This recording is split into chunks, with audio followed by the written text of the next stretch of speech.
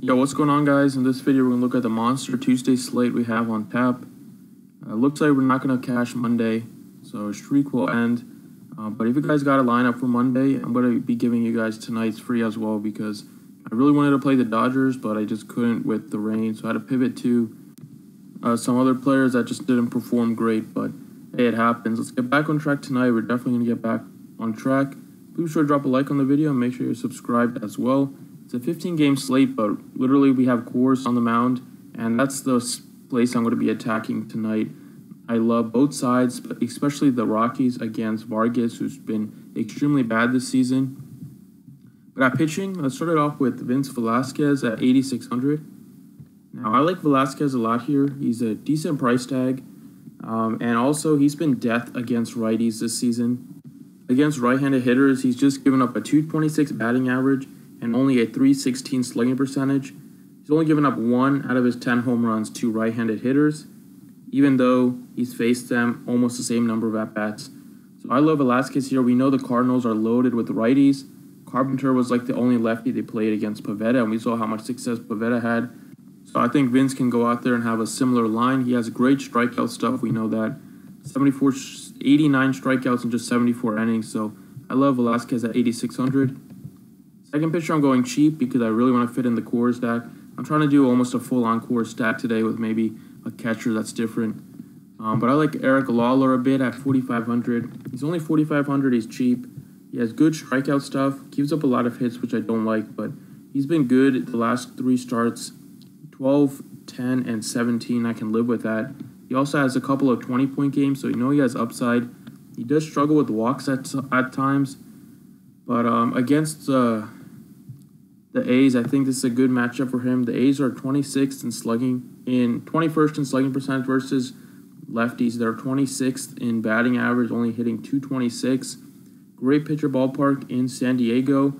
So I think at 4,500, I think he can get us double digits, maybe get his ceiling at which is about 20 in this spot. He's also cheap, and I like him to just return value on that price tag.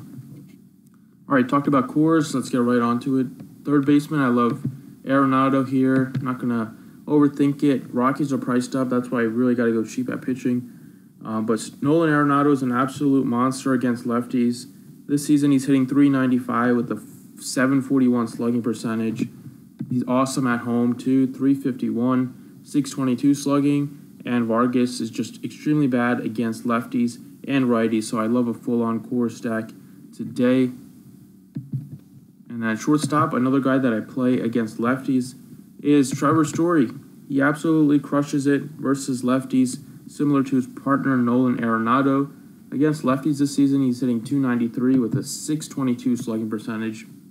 He has 6 home runs and just 82 at-bats.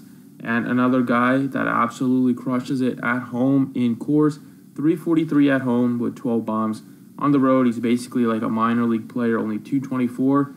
With just 3 home runs and just a 339 slugging percentage. So a huge slugging percentage difference here. Huge batting average. Great matchup against Vargas. And Story crushes lefties. So I love TREVOR at 5,500. And then got to get some Mets in here. On the outfield, NIMMO at 4,800. He had 2 home runs today. This guy has been raking against righties. So he's extremely high. He had 3 hits tonight, including 2 home runs. And against right-handed pitching this season, he's been elite, one of the best hitters. 303 batting average, 664 slugging percentage, incredible. And he crushes it on the road. So getting out of Citi Field, going to a nice hitter-friendly ballpark, the best hitter ballpark in the league in Coors. 308, 603 slugging percentage. I think he's going to continue the success he had in Coors into day 2 against Herman Marquez, who's extremely bad against left-handed hitters this season. And Marquez is extremely bad at home, too. Let's look at his splits. At home this season, he has a 7.71 ERA with a 333 batting average. So that's extremely bad. I expect the Mets to put some runs on the board, especially the lefties on the team. I like a lot of the lefties, especially CONFORTO and NIMMO here. So Marquez, 7.71 ERA. And a 333 batting average. Whip is almost 2, so we can definitely get some Mets in there. So next, I like CONFORTO at 4,500. Conforto is slowly but surely getting back to its original self after he struggled for much of the early season. He had shoulder surgery, so he had to get his timing back or something, which took him a while. But he had 3 hits in the opener in Coors. Great hitter against righties, and Marquez, as I mentioned, has been extremely bad. So in this spot, I expect Conforto to hit third, maybe second.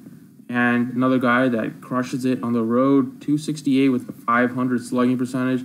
The slugging percentage is a big deal because at home he's only slugging 227, which is just embarrassing. But he's a great player on the road, great player in Coors, and I love the Mets and the Rockies stack today.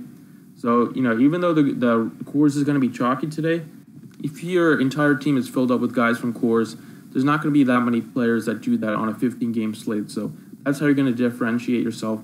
I just love Coors way too much than all these other spots on the slate tonight that I'm just going to be rocking with it. So there you have it. Those are the 6 guys I got for you. Thanks for watching. I appreciate it, and good luck tonight.